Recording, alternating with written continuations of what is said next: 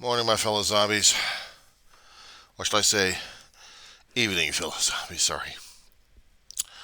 Hey, it's going to be catching up with us pretty damn shortly.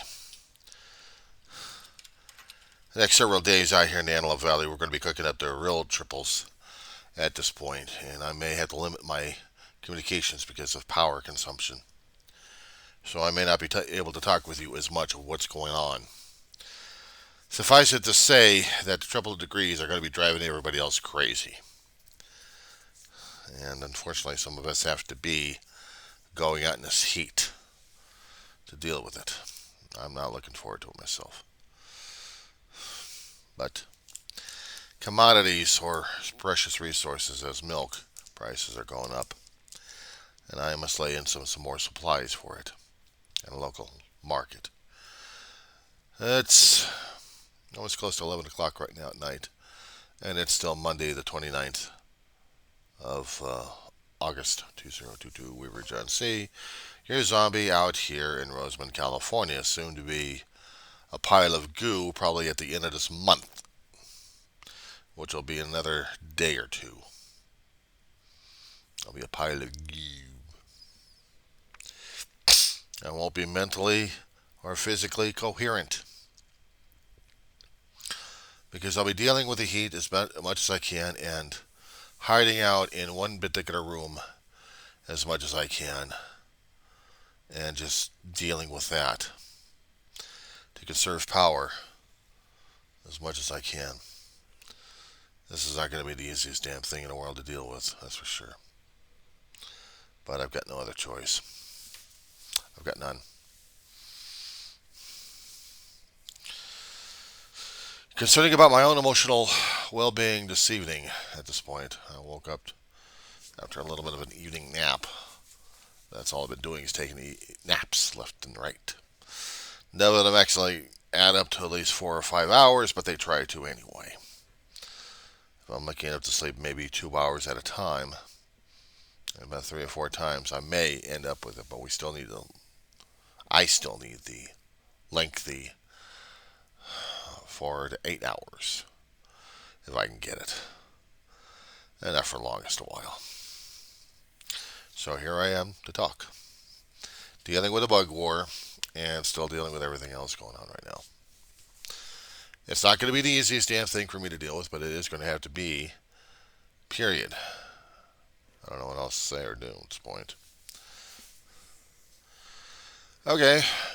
So besides me saying that, went on online, checking out a few things left and right. I came across a couple of memes left and right that kind of, basically pissed me off. When it comes down for grieving, and I think I talked about this in a few times, a lot of logs that have got buried on my channel somewhere, that it's not the easiest damn thing in the world to deal with. You see, grieving is personal. Grieving is personalized. It's like getting onto a team that you are, and you're going to be displaying your team colors, but you're also going to be displaying your own number and your own name.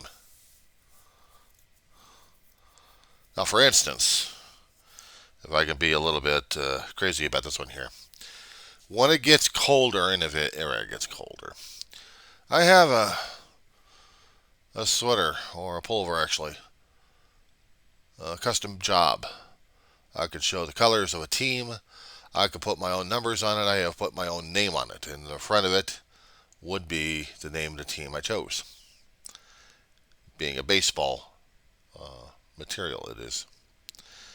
And I'm telling people that this is personalized. This is me playing part of the team. I am telling you that I've got a number, and this is my name. But it doesn't exactly tell you what position I've got, but it does tell you my identification. And dealing with grief, when we're dealing with grief chats left and right in these social media rooms, we're doing the same thing. We're identifying ourselves in these rooms as being part of the team, but our names And our stories are the names and numbers on the team. Not telling us what positions we're playing. It's just telling us what's the identification of it. Why is it so important? Community, camaraderie, being connected. Some of the people I looked at the posting of it was telling me, yeah, this is true, this is true. And I said, no, it's not. No, it's not. For some people, it may be, but for me, it never has been. And the reason why is because those I find that have experienced it, that are around me physically, have a hell of a time trying to talk about it. One particular family has a working guy. I've known him for a few years since being living out here, and we try to be fairly close. He lost. His family actually lost a relative that actually meant a lot to him. But like the days I've done in my youth, had to push it, bury it aside. Don't let it have the light of day to talk about it, because survival mode is in gear right now. It's working. It's keeping him going. His work is keeping him going. His family's keeping him going. They don't want to deal with it. They don't want to touch on the pain because it'll hurt too damn much for them to feel the loss. But he's got to steel himself every time I come up to him and talk about my pain, my loss, because he knows how close I was to my family and to one of them that he was close to as well. As close as I was, well, he talked to my brother before he died. He had experiences with him since living here in the apartment. This has been about 4 or 5 years, maybe longer. And because of this, the grief would still kick his ass, but he's not allowing it to be. He's forcing himself not to deal with it. That's all right on him. He's in survival mode. I know that feeling. I've been there myself. And it's hard as hell to talk about death and losing people left and right that you care about, especially when you know the person. But it's still hard as hell for him to do it. It's hard as hell for him to cry about it. Other neighbors I have lost people that at one time were special to them. They don't want to talk about it. They want to bury it. They don't want to deal with anybody else either.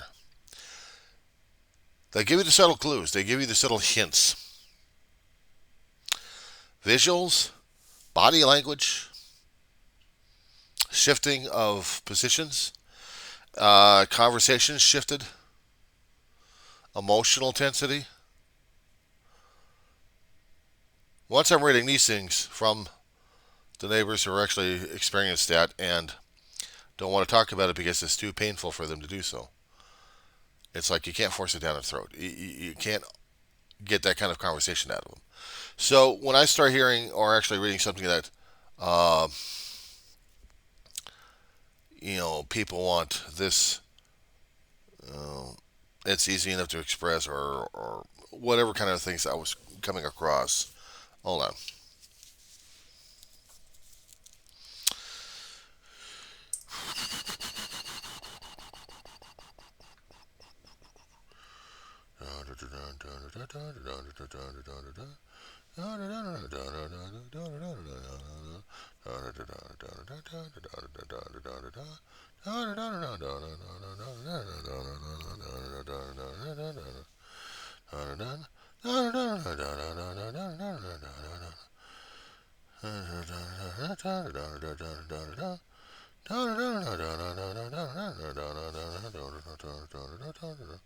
Somewhere in there, I thought I had something about that.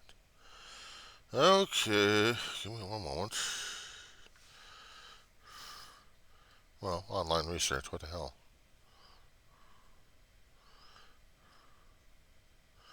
Interactions, comments. One thing about Facebook, I'll keep track of everything that you've done. Here we go. There we go. This is the one.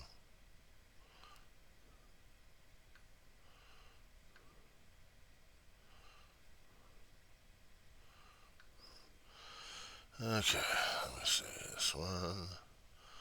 I want to see that one. But regarding your comments, okay. So the posting in one particular group I'm in would say, we talk about our loved ones not because we're wallowing in grief. Talking is our window to healing. That maybe is true. For some people, will actually allow the talking, but the rest of them want you to shut up.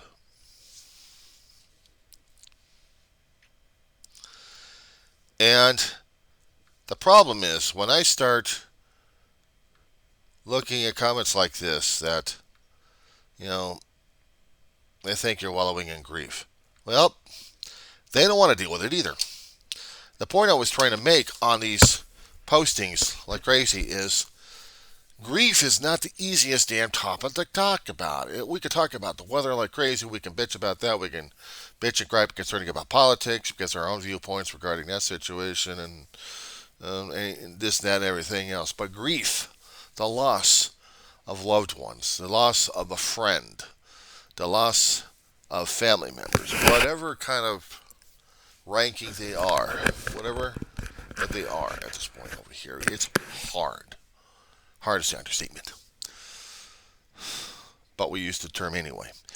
Because we don't know any other kind of word to get past it. We don't. At least I found out the hard way anyway. If I wanted to talk to people about this damn thing, I can't do that in person.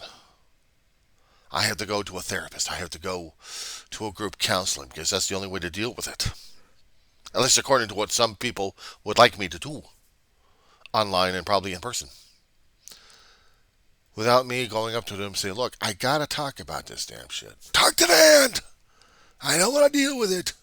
I got my own issues. I don't want to deal with it. I don't want to. No. You can't do this to me. Go. Go away. Go. Talk to the hand. Talk to the hand. Talk to. Get!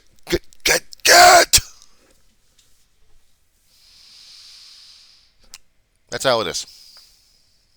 That's how it is.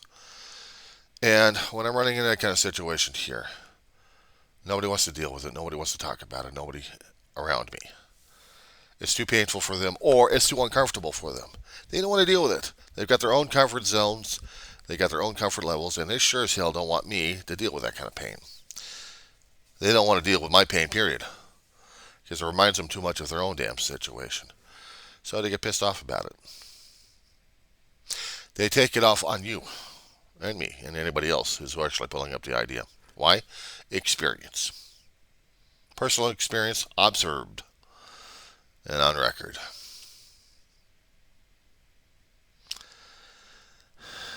So, in order for this to be communicated to people effectively, in order for me to bring up this shit to people left and right and say, look, I've got an issue, damn it, can you help me? No! No! Ah! Okay. 1 second. Milk break. Upset stomach. You either get antacids, or you gain weight by drinking whole milk, and deal with the food prices instead. So what were we dealing with? Yes, the basic grief questions. Is it possible, however unlikely, for someone to actually talk to another living human being, maybe a friend or a relative, about the pain that you're dealing with? But technically speaking, yeah, there is. Just around me is the issue itself, but if I'm going to be going online would change it a little bit. There's still some people out there who don't want to talk about it. But there's other people who have actually gone through it, will try to dance around it. They'll try to understand about how you're feeling. Because they've gone through it, but they also want to get through their own pain and don't want to relive their pain. but they'll try to be the empathetic and sympathetic ones. And those are the ones that you're actually going to be coming across more and more. Other than the ones who keep saying online that, oh, yes, we understand about the situation that's going over here. Do they really? Because the ones in the grieving pages are the ones trying to talk about it a little bit. I mean, I'll see the paragraphs that they're starting off with, and then I see the little comments, and then maybe a little bit of a small paragraph or two.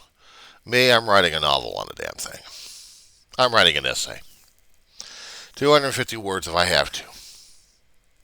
But I'm going to get my point across at this point. And my point right now in this video thing is beyond an essay. It is common experience, common sense. At least my own common sense. My own common experience to explain to people about how I'm dealing with it personally. I know I use others for examples, but the thing is my observations, the thing I'm going through in my lifetime, right now as it is, or at least in the past. And I'm relating that information in my pages left and right because that's the only way I can. It's the only way I can tell my story. Because if I'm not going to be here, nobody else is going to be understanding what the hell happened here. Nobody's going to understand what happened to me or give a shit about it. Or, of course, I may have some of those people say, why didn't they come to me about it? We could have done something about it. Well, shit, you're too damn busy. I mean, shit, it takes you almost half a year to find out if I'm still alive or not. And for some of those other friends that have been with me a little bit longer, to do the same damn thing. As much as I love and care about them, they still do the same damn shit because they got their own issues and their own lives to live with. And it's hard to keep track of some of those who are actually trying to struggle like crazy every single day. And until we start raising up our hand and say, I need help, I'm not going to do anything. But even if I happen to raise my hand and help, and say, I need help at this point over here, are they going to come? Are they going to respond? What are they going to do? Crickets. Why? Experience. Lifelong experience. Different people, same people. Different circumstances, but it's the same thing. So no wonder some people actually get pissed off and upset about it. Because they feel like they've been put, they're out there hanging. And they are, almost literally at this point. Because they feel like they didn't get the love. I love it when I get these hug messages left and right. Well, that's nice for some of us who actually are distant from each other physically. And the only way we can do is a social. The only way we can say is, we still care about you. We still love you, man. And for some of us who actually understand the feelings, if we're actually heard and actually spent some time with that person, those hugs actually mean something because they're acknowledging the pain. They're acknowledging the human. They are acknowledging the humanity. The need for communication. The need to say to the other person, I'm in trouble. Can you help me out for this 1 minute? I need my bearings. You're hopefully trying to give me some bearings here. Help me. So if we happen to get that kind of situation going where if someone says, okay, I will help you, then take it as what you got. Social media is the only way we're doing it these days because we have been forced to rely on social media more and more for everything else, including hearing the fake news where we want to get political at this shit. Somebody else's opinions and facts become someone else's reality check. It just gets to me sometimes. Give me a second here. Sorry about that. Now, when people you talk to who are going through the grieving process, you may run into some of them who actually are emotional at that moment. Or they may be clear-headed enough to say, oh, well, I'm doing fine, and I'm trying to show the energy, and I'm trying to show the positivity. And on the inside, you're feeling like, oh, shit, I wish I could talk to this guy. But, we got to put up the front. We got to put up the energized front. We got to put up the energized bunny. We got to be smiling about it. I'm doing fine, Jim. I'm honestly doing fine. I'm just not myself today. But I'm fine. I smile on my face. I'm doing just fine. I'm just falling apart on the inside. That's about it. I'm having stress right now. I'm pissed off and scared and freaked out and everything else going on the inside. I'm falling apart left and right, but I got this nice facade. Everything's nice and fun and rosy. I'm doing fine. I'm energetic. I'm being with other people at this point over here. Aren't I nice? Aren't I doing great? And then you get home, it's like, oh, son of a bitch. Why don't anybody give a flying fuck about me anymore? I bet you that particular thought is going through their heads. The ones who are actually suffering the most and trying to show off. Robin Williams was one of those guys that I admired a great deal. Everybody admired Robin.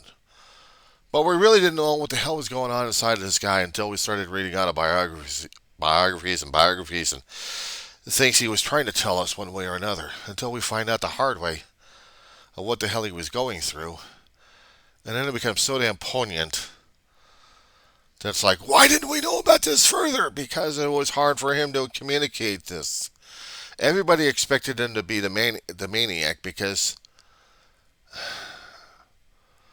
there was reasons on his side, there was reasons on our side that I can't explain. When you saw Robin Williams, you thought you saw a community. Sorry, I'm having seating issues here. But you think you're seeing an energized bunny when you're really looking at a broken down facade of a human being still trying to cope and deal with life and stress everything else, trying to deal with humor, but on the inside he wants to fall apart real damn bad. And with a disease screwing up with his damn brain, making him into what he was going to be fated to die from. I mean, nobody else knew about the damn shit until it was too late. And that's the thing concerning about some of us who are actually committing suicide left and right. If you happen to say to a therapist right now that you had thoughts, that you maybe once in a while maybe had a fleeting chance of saying that you wanted to kill yourself, that's an automatic Roman flare right there. Because I'm discovering that more and more with the doctors and the therapists these days, that is something they have to focus on. They have to jump on you. They'll probably grab your head and just bash you in the ground saying, you can't think death! You can't think death! You can't think death! Okay, thank you very much for breaking my teeth at the point over here. Now what you want? I want you to live! Well, thank you very much. Now you got rid of all my teeth there. I don't care about the dental work. I care about your life.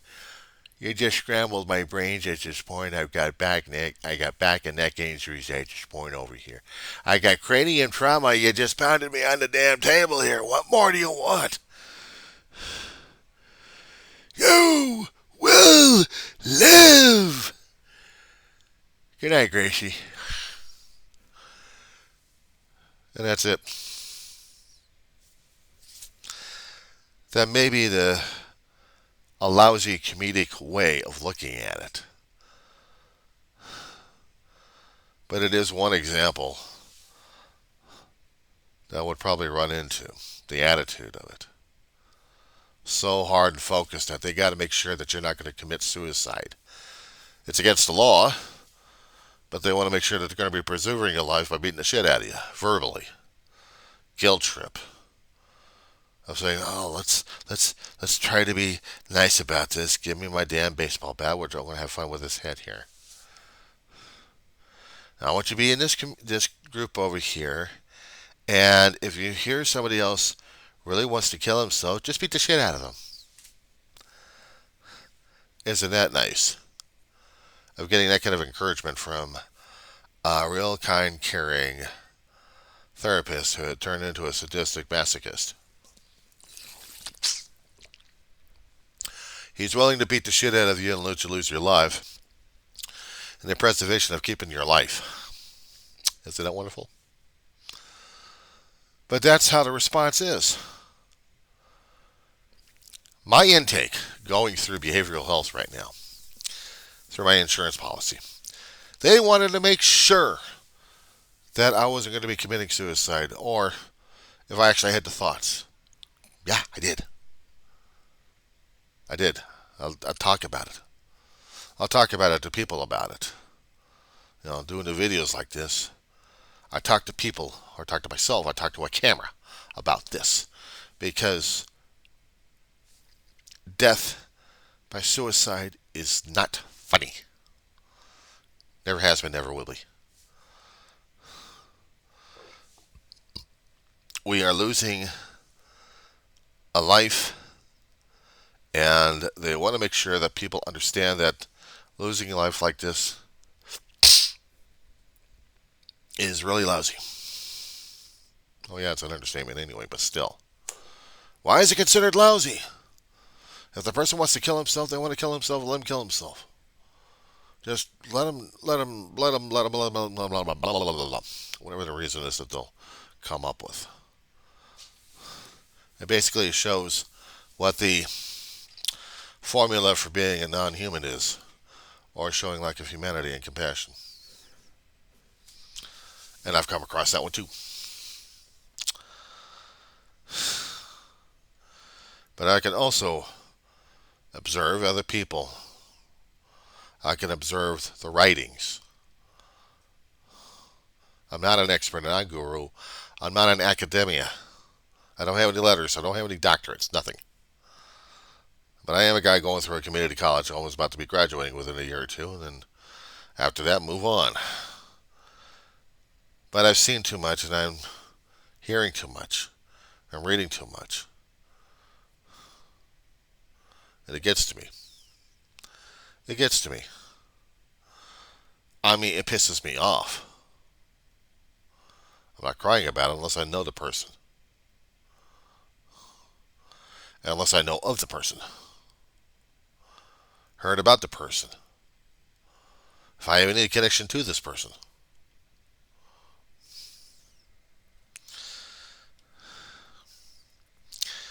There are certain people in our lives that have touched us the most, that actually passed away by choice. That gets to me on some occasions.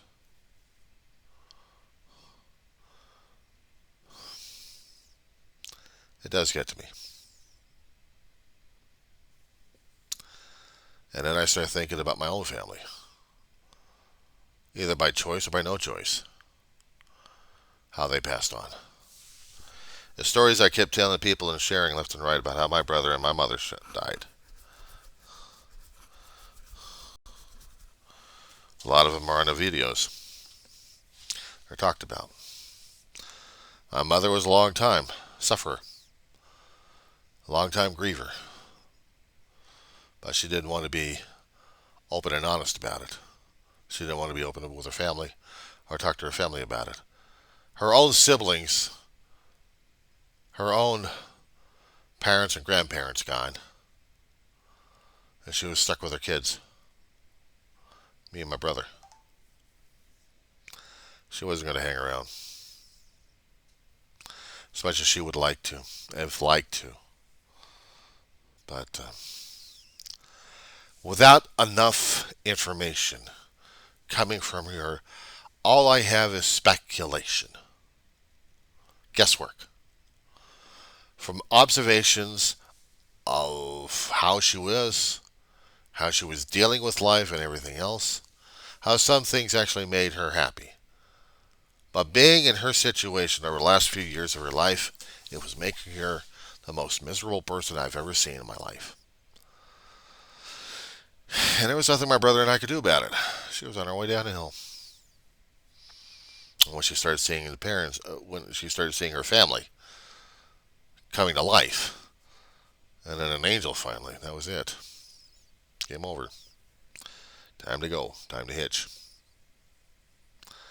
And yeah, that still gets me in the chest. That still kicks me in the chest, and I'm still having an issue with that one. Even talking about it, I'm just feeling it right here.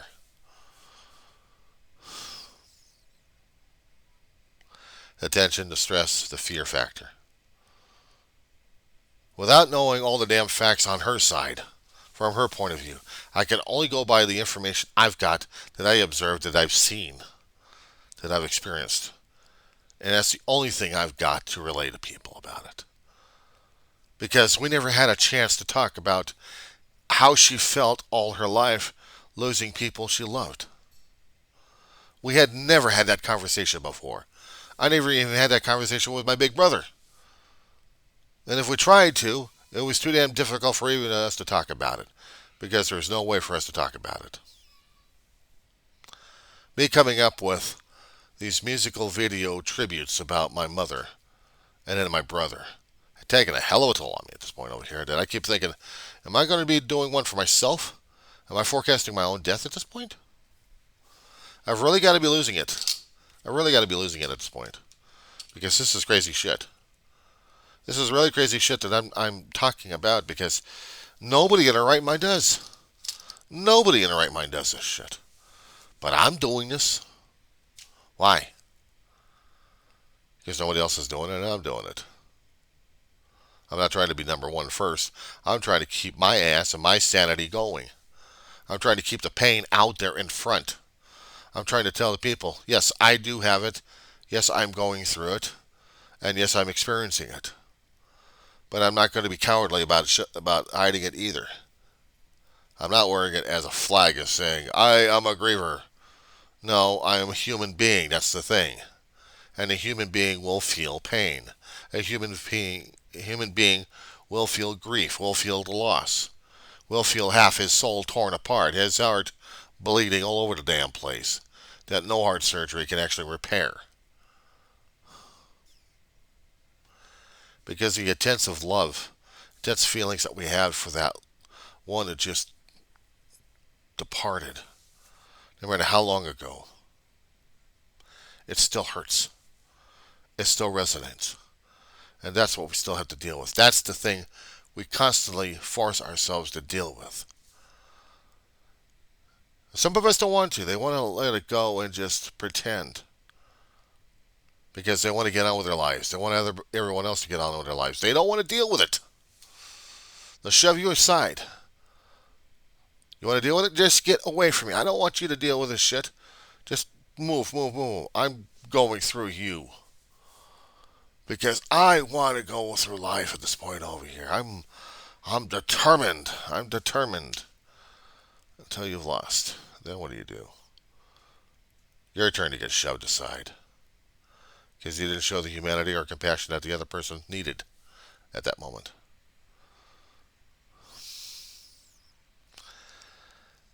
Karma sucks.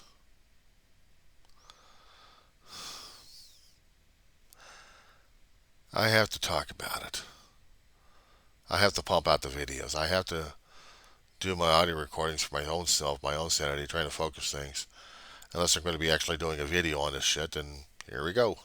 Here I am. The Diary of the Griever named John Weaver. Me. People don't like it. I don't care.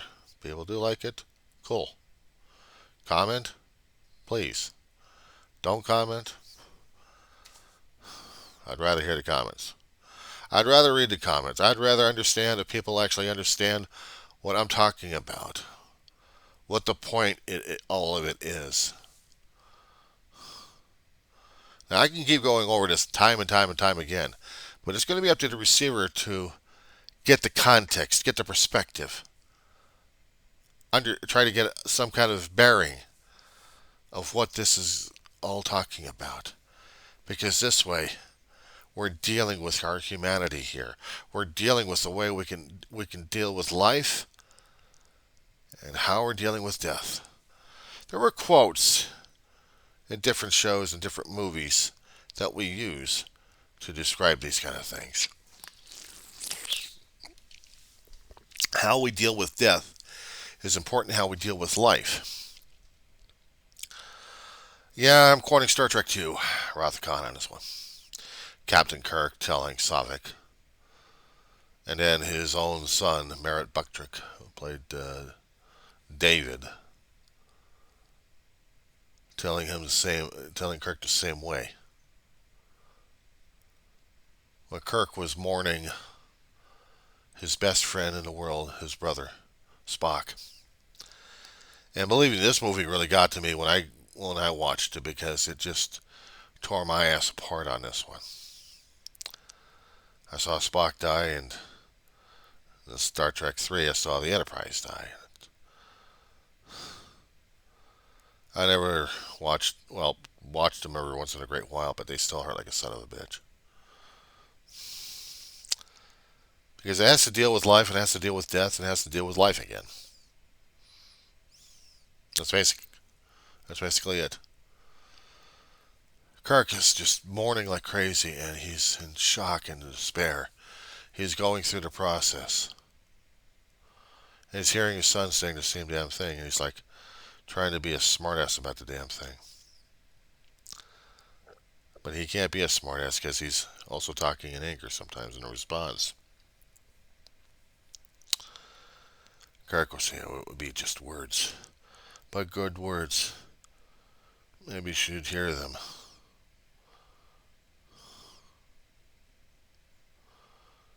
But also the character, his son, told his father I was proud to be his son.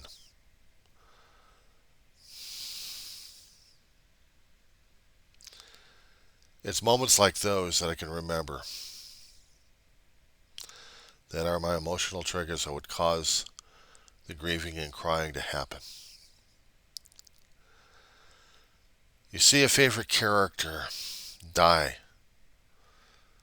one that you invested a lifetime in. They become part of your identity, part of your family, part of you.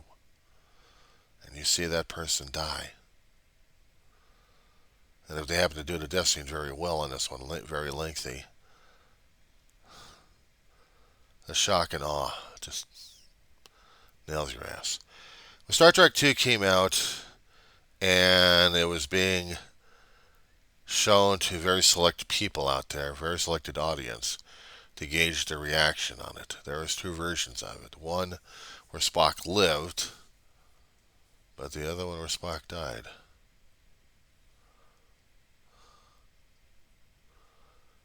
And the reaction that the studio audience, at the studio chains, and the creative people, and the ones who actually were part of the Star Trek universe, when they saw the audience in front of them reacting and sobbing and crying, they said, "That's it. Let's market it."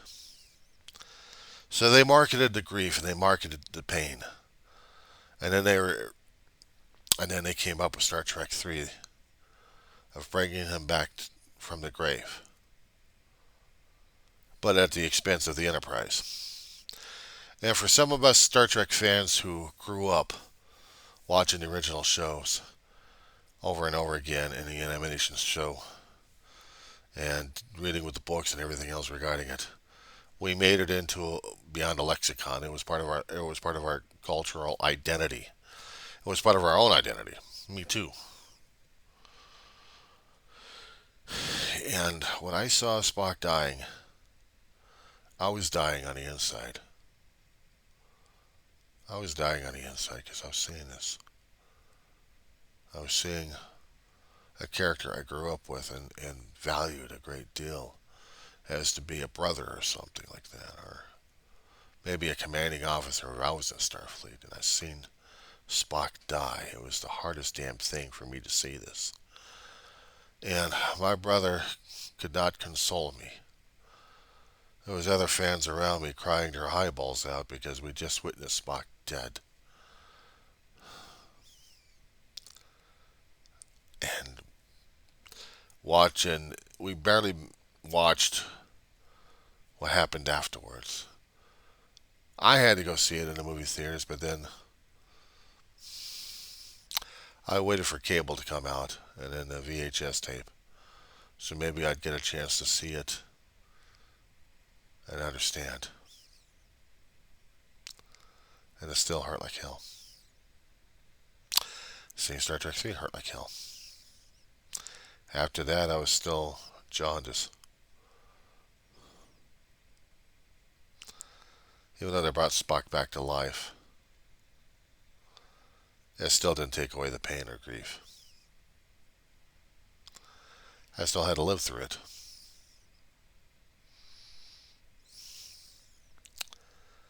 When we've seen people that we'd gotten used to, we made a place in our hearts for them, and when they're removed, it still hurts. We're dealing with the ghostly images, and we're dealing with the pain and the loss, and it takes us a while just to get over it, if there's anything like getting over it anyway. But I know I talk too much about this damn thing because to me it's important for me to get over it this way. To talk about it, to communicate this with people. Because I don't know if they're going to be ready enough to deal with me trying to communicate this with people. They'll probably think I'm crazy. But you know what? I'll give it a flying hoot. I don't give a shit. I have to.